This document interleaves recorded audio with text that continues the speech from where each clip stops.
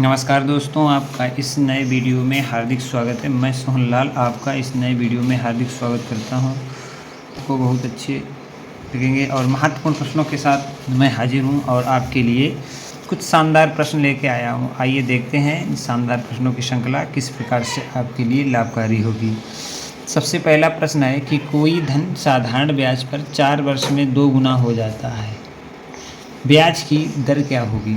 कोई धन है तो साधारण ब्याज पर 4 वर्ष में 2 गुना हो जाता है, तो ब्याज की दर क्या होगी? तो आइए इस प्रश्न को कैसे हल करेंगे समझने का प्रयास करते हैं। सबसे पहले इस प्रकार का प्रश्न दिया जाए तो उसे कैसे हल करेंगे उसे समझते हैं। सबसे पहले दिया है कोई धन।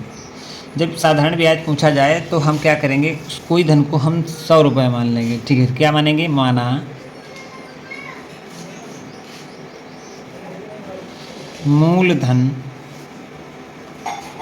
बराबर 100 रुपये। ठीक है, हमने मान लिया कि वो मूलधन 100 रुपये है जो साधारण ब्याज पे 4 वर्ष में 2 गुना हो जाता है। समय बराबर कितना दिया है? समय बराबर दिया है 4 वर्ष। ठीक ना, और इसके बाद दिया है कि 2 गुना हो जाता है, मतलब 2 गुना मतलब मिश्र धन जो है, मिश्र धन वो कितना हो जाता है? 2 गुना, मतलब 100 का 200 हो जाता है। कितना हो जाता है? 200। तो अब हमें मिल गया मूलधन, समय, मिश्र धन। हमें चाहिए आर, मतलब दर चाहिए। दर को हम लोग आर से डिफाइन करते हैं और प्रतिशत बराबर हमें चाहिए। अब आपको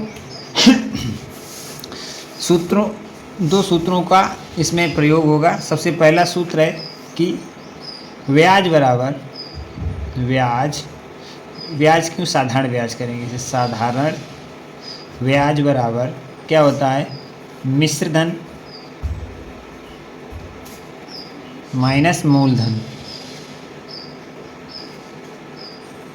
तो यहाँ से हम लोग ब्याज निकाल लेंगे। ठीक है, इस सूत्र के माध्यम से ब्याज निकालें। मिश्र धन हमारा 200 दिया है और मूलधन हमने 100 माना था, तो उस पर ब्याज 100 रुपये हो गया।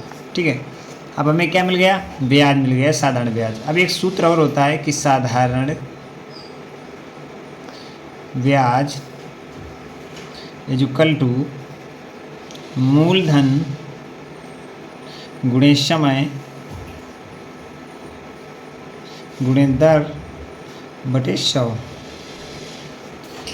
ये 2 सूत्र थे। दूसरा सूत्र ये, और इसमें हम रख देंगे मान। मूलधन हमें मालूम है कितना है। मूलधन हमारा 100 रुपये था, समय हमारा 4 वर्ष था, दर हमें ज्ञात करनी है, बटे का 100 है, और यहाँ पर साधारण ब्याज भी हमारा कितना है? 100 है। ठीक है ना, अब हम क्या करेंगे, यहाँ से दर निकल आएगी।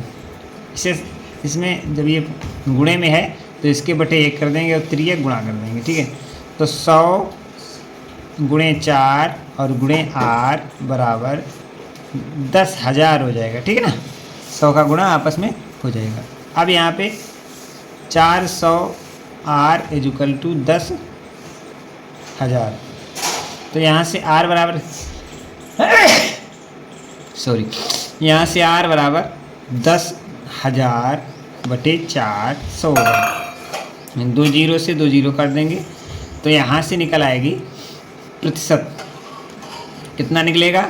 तो आप कहेंगे 4 दूनी 8, 2 बचेंगे, 20 होगा, 4 पंचे 20, यानी कि 25% इसका राइट आंसर होगा। कितना होगा? 25% इसका राइट आंसर होगा। आर बराबर आर प्रतिशत इक्वल टू बराबर 25%। कौन सा ऑप्शन सही है इसे समझते हैं। तो यहाँ पे दिया है 30%, 40%, 20% और 25%। इसके लिए डी ऑप्शन बिल्कुल सही है। इसी प्रकार से अगले प्रश्न को पढ़ेंगे और हल करेंगे। क्या लिखा है? 0.02 into 0.02 plus 0.08 into 0.08 plus 2 into 0.16 अपान 0.2 प्लस 0.8 का मान होगा। क्या मान होगा, इसे हल करके हमें समझाना है। तो सबसे पहले क्या करेंगे, इस प्रकार के प्रश्न में हम लोग इसमें बोर्ड मास नियम का यूज करेंगे। तो सबसे पहले इन्हें हम गुणा करेंगे, इसका और इसका गुणा करेंगे और इसका, आपस में सभी को गुणा कर लेंगे, बाद में ऐड कर देंगे, और जो हमारा हर है इसे भी हम ऐड कर लेंगे। ठीक है ना।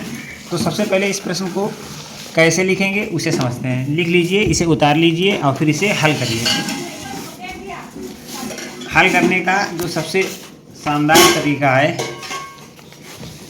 वो हम आपको बताएंगे। सबसे पहले क्या करेंगे, ऐड करेंगे, गुणा करेंगे। तो इसका कितना हो जाएगा, आप कहेंगे 2 × 2 यानी 2 दूना 4, और यहाँ पे दो दशमलव के 1 अंक के बाद दशमलव यहाँ पर है, 1 अंक के बाद, तो 2 अंक के बाद दशमलव हो जाएगा, क्या हो जाएगा 0.04 धन। ठीक है, कितना हो जाएगा इसमें, इसका 8 का 8 में गुणा करेंगे, 8 × 8 64, और 2 अंक के बाद दशमलव लग जाएगा, कितना हो जाएगा 0.64। ठीक है, इसी प्रकार से अगले वाले को, ये 1 2 अंक के बाद दशमलव है, तो 16 दूनी 32 यानी कि 0.32 अपान, इसमें हम अपान कर देंगे।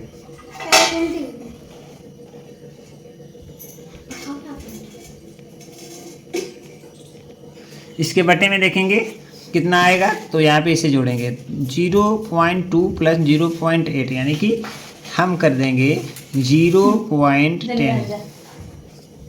ठीक है, अब हम इन सभी को हमने ऐड कर लेंगे, नीचे वाले को हमने ऐड कर लिया है।